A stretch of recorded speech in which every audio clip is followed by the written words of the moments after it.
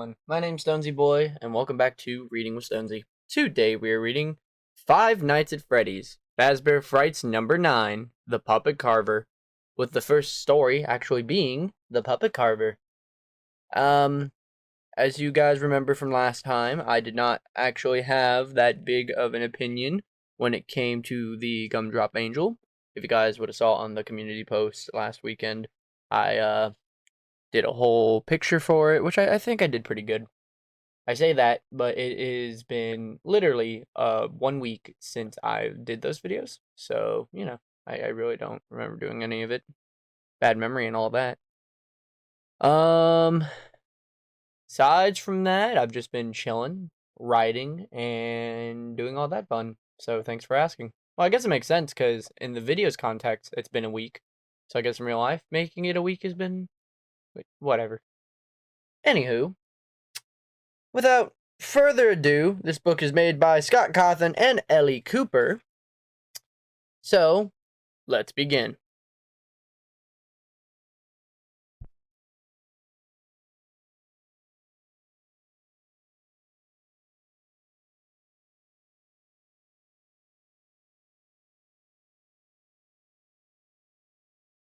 Five Nights at Freddy's, Fazbear Frights number 9, The Puppet Carver, by Scott Cawthon and Ellie Cooper. The Puppet Carver.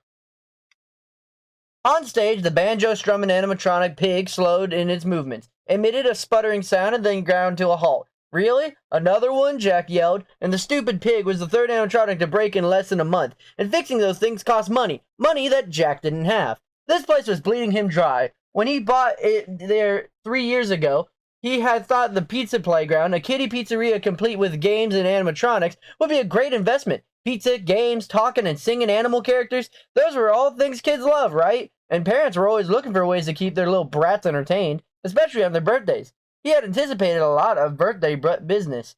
But the fact was, the kids weren't showing up, and Jack didn't know why. Was it because the parents these days packed their kids' schedules full of sports and lessons that there was no time left for the mindless entertainment? Or do kids today just prefer mindless entertainment of a different sort, on their computers or video game consoles? Whatever the reason, Jack was losing money, like it was water pouring through a sieve. Just this morning, he had to order a kitchen staff to throw away expired ingredients for the pizzas nobody was going to eat. And now he had to figure out how to pay for the repairs of the animatronics that no one was going to see. "Porter! Sage! Get out of here!" Jack yelled. He was so angry and stressed he felt the face heating up. I remember the doctor telling him to be mindful of his blood pressure. But how could you keep your blood pressure down when everything around you is flying out of control? Porter came from behind the stage, and Sage emerged from a custodial closet. Both were in their early 20s, young enough to be Jack's sons. But these boys were no sons of his. What a couple of losers. Jack thought they were shambled up to him like dogs, making futile attempt to please their master. Well, Jack wasn't pleased with either one of them. Porter, on the short one with glasses, was a handyman who was supposed to be in charge of the animatronics. He claimed to be some kind of inventor. And then he was not nippily trying to follow Jack's orders. He was always tinkering with the tools and equipment in the storage room. Sage, the tall one who wore his long black hair in braids, was supposed to keep the place clean. He fancied himself a writer. He spent his breaks sitting on the table in the dining area, hunched over the notebook, scribbling away on his so-called novel. Clearly, neither of these idiots were going anywhere, Jack thought. They were lucky he saw fit to pay them minimum wage when he let them take home what leftover pizza. "The pig's busted," Jack said. "Take it back to storage."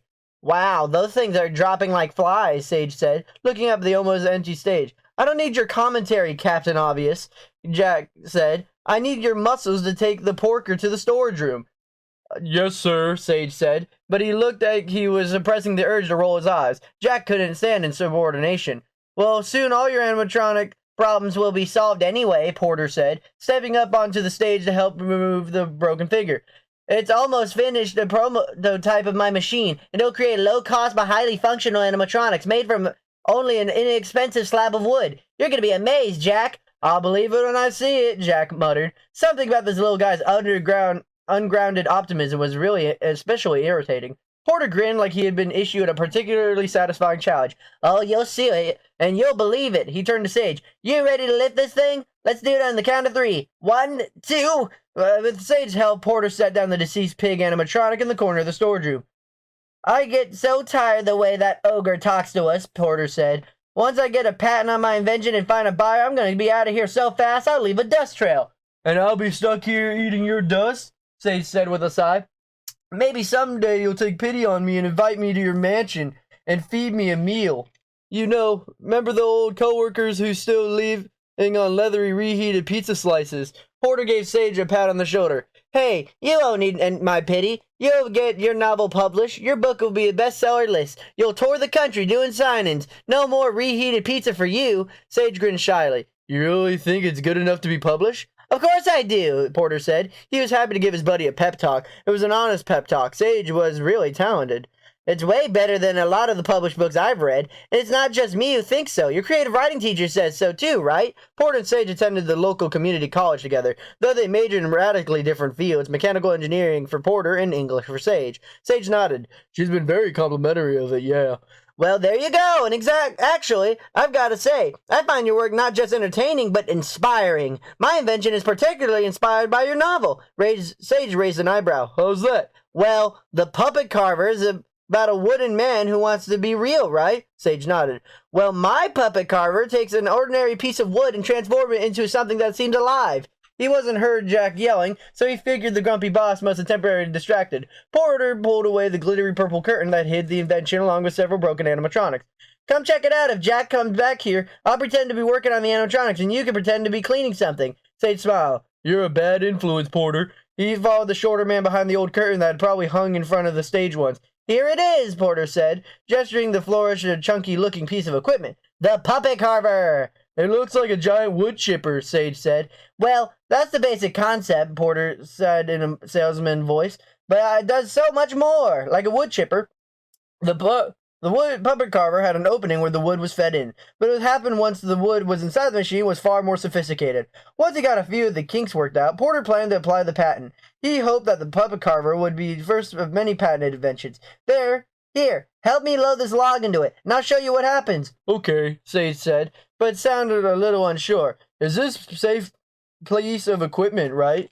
It's the safest, Porter said. All the sharp parts are on the inside. The machine was tall, vertical metal cylinder with a sliding door that opened by pushing a button. When Porter pushed a button, the door was slid open, revealing a human-sized compartment that was surrounded by metal blades. Together, Sage and Porter hefted a 5-foot cedar log and stood it on its end with the compartment. Porter pushed a button, and now we wait. The machine hummed to life, then grew louder and louder. It whirred and then spurted, and then roared. Isn't it supposed to be making all those sounds? Sage yelled over the noise.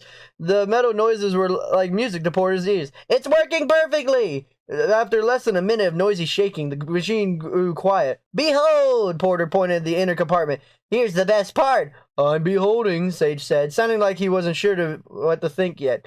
Porter pushed a button and the door slid open, revealing a fully jointed wooden human-like figure.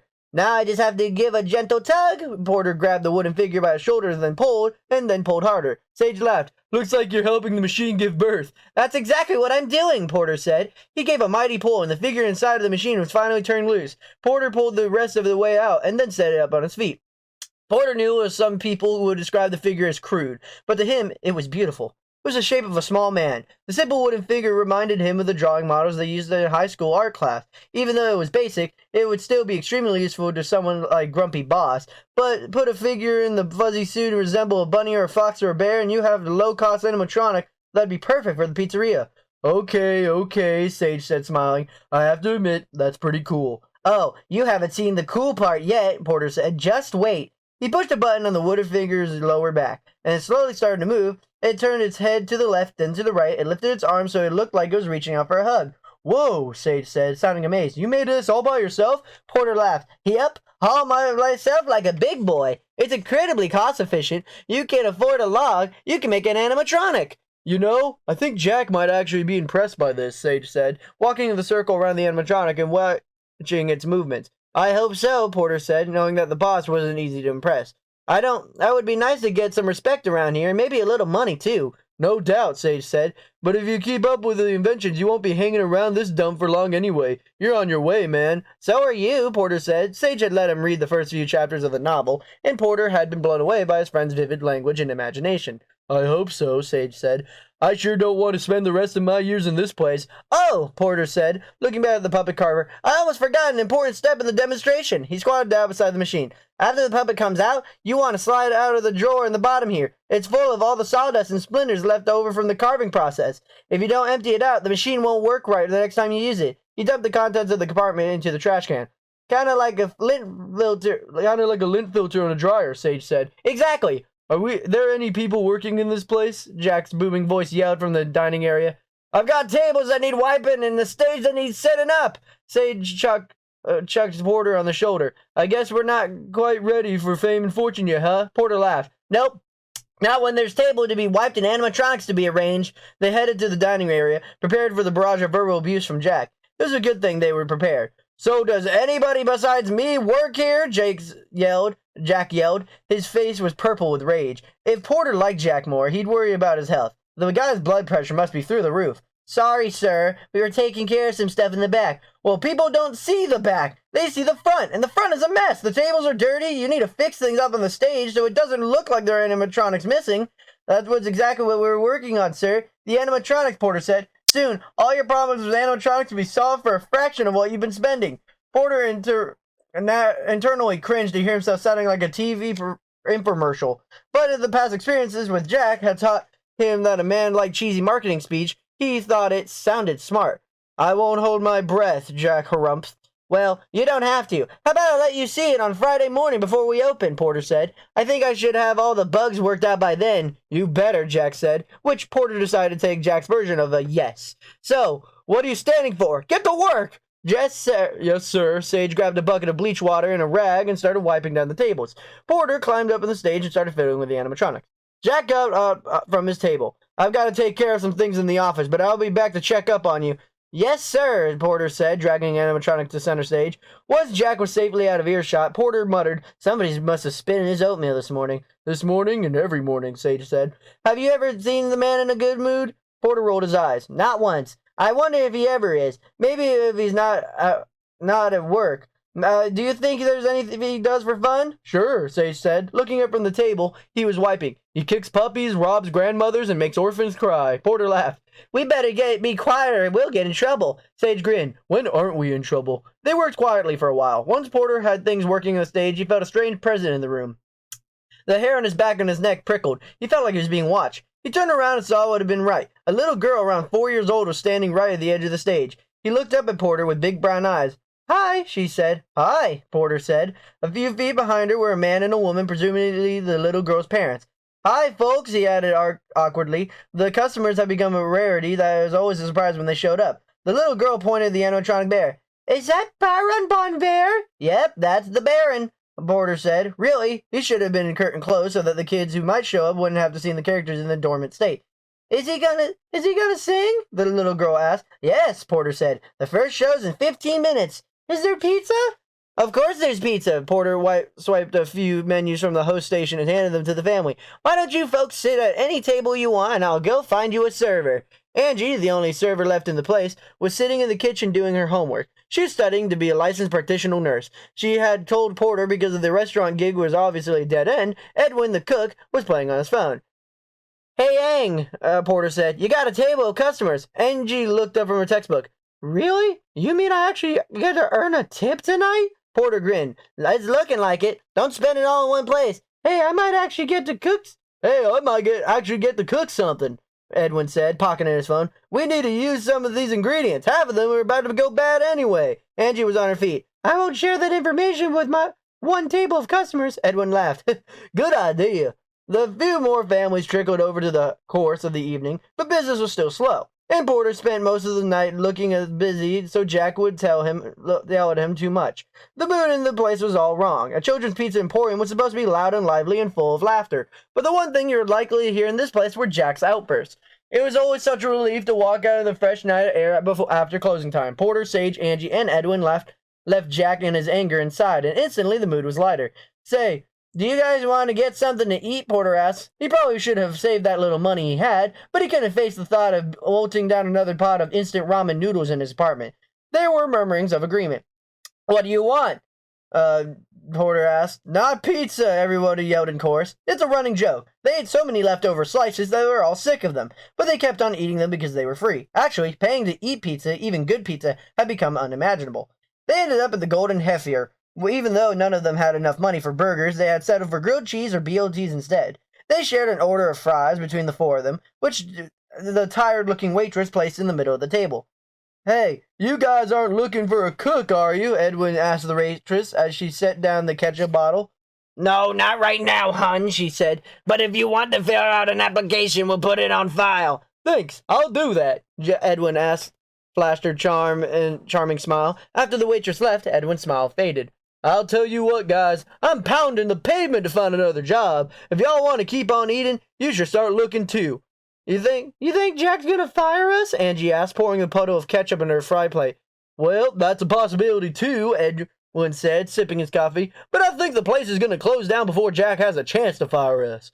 I've worked in the restaurant business a lot longer than you kids have, and I can tell you when a place isn't long for this world. It gets to the stink of death on it. Are you sure that's not just the stink of pepperoni past its expiration date? Sage asked. Same difference, Edwin said, grabbing a French fry and dragging it through the shared puddle of ketchup. If we were selling that pepperoni, it wouldn't be going bad, and we wouldn't be in danger of being out of a job.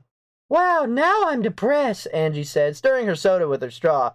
No need to be depressed, Edwin said. You're in nursing school. You got a good career ahead of you, and Porter and Sage are college boys. I'm the only one at this table who's looking down at a dead-end street.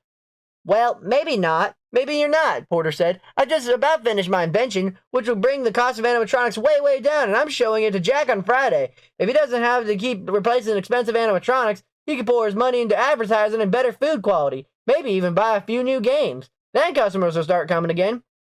Well, I admire your optimism, Angie said, popping a French fry into her mouth. I hope it pays off. I think it actually might, Sage said. Porter showed it to me tonight. He's calling it the Puppet Carver because of my novel. It's pretty amazing, he grinned. The invention, I mean, not my novel. Though the novel's pretty amazing, too. Your confidence is inspiring, Edwin said. He raised a soda glass. Let's toast to a brighter future. To a brighter future, the friend said, clinking glasses. Porter and Sage shared a 2-bedroom basement apartment. From the window, they could see the spectacular view of people's feet walking on the sidewalk above. The apartment was dark and damp, with a cheap paneling on the walls and ancient moss-colored carpet and the squeaky floor. Well, one thing you would say for it was the rent was fairly cheap, especially for the two of them sharing it. Tonight was the same as every other night. They got home, Sage went to his room to work on the novel, Porter went to his room to work on designs for his inventions. Porter drew and measured and made notes, working until he was so tired he could no longer hold his eyes open. Then he would collapse into bed, setting an alarm that he would wake him up in time to get ready for the morning classes he took before returning to the abusive pizza land, as he called it. In the afternoon, it was a grueling schedule that wore him to the bone, but he kept on pushing. Sure, he was on his way to something better. Meanwhile, Sage returned to the manuscript, typing in the dim glow of the desk lamp until late in the night. From the Puppet Carver, a novel by Sage Brantley. Silver Pine emerged from the chamber as a perfect specimen. The first thing he saw were his hands, which were fully jointed. He watched himself curl them into fists, then straightened them back up and spread his fingers apart. Remarkable, yes, his creator said. Sylvester nodded. Would you like to see more of yourself? His creator asked. Sylvester nodded again. His creator smiled. You are programmed with the power of language, both the ability to comprehend and the ability to speak. When I ask you a question, please answer it with a yes or a no. Now, would you like to see more of yourself? Yes, Sylvester said. The words slipped from his lips effortlessly. Good, the creator said. Follow me. Sylvester let his creator lay him down a large piece of glass he somehow knew was called a mirror. Sylvester regarded himself. He was a complete person, with the symmetrical facial features and the eyes that opened and closed. When he wished to move an arm or a leg, it moved according to his unspoken commands. He was not yet clothed, but when he was, he knew that he would strongly resemble a man with one exception. The surface of his face and body, unlike his creator's, was not soft and pliable, because instead of flesh, he was made of smooth, solid wood. You're a handsome fellow, his creator said, and a highly functional one. You can think, you can move, you can talk! You have 3 of the 5 senses regular humans have, sight, hearing, and smell. What senses am I missing? His creator shrugged. Nothing very important. You don't have a sense of taste because you don't need to eat. And you don't have a sense of touch because we haven't been able to perfect the technology yet. But this isn't an hopefully bad thing. You have no ability to feel heat or cold, no ability to feel pain. In some ways, this lack makes you superior to those who have it. Sylvester touched his left hand, and with his right hand, then he reached out and touched his creator on the shoulder. His creator was right. Sylvester felt nothing. Before Jack entered the house, he took off his shoes. Becky forbade wearing shoes inside because they might scruff the beautiful new hardwood floors. Jack understood this. He knew how much the new flooring had cost. He paid for it. But taking off his shoes and holding them in his hand made him feel strangely sneaky, as though they were a thief trying to break in his own house. He walked into the newly remodeled home. The hardwood floors gleamed. The new living room furniture was sleek and modern, if not as comfortable as he would like. Becky loved to watch all those shows about redoing houses. She had really put her heart and soul into making their comfy older house look elegant and new. But then Jack looked at the plush surroundings. All he could see was money flying out of his pockets. He found Becky in the kitchen table, reading a home and garden magazine and sipping her diet soda. Even though it was late, she was still dressed in a designer blouse and dress slacks. Her hair and makeup perfectly in order. Ever since she got the house looking the way she wanted it, it was like she had to look a certain way. No more lounging around in sweatpants. She had to match the decor. And that's the end of that. Now, today we read pages. Is it going to pop up? Okay, cool. Today we read pages 1 to 20. Ew, that's a little big. It's fine, whatever, it's fine. Today we read pages 1 of 20. Next time we'll be reading pages 21 to 40, which is the first time, because next time we're reading pages 21 to 4, which is pretty epic. Except we're not reading pages 21 to 4. Bam, bam, bam, bam, bam, bam, boom. Cool. We're reading pages 21 to 40. Bet you didn't see that one coming. But yeah, they're kind of flying really fast behind me, huh?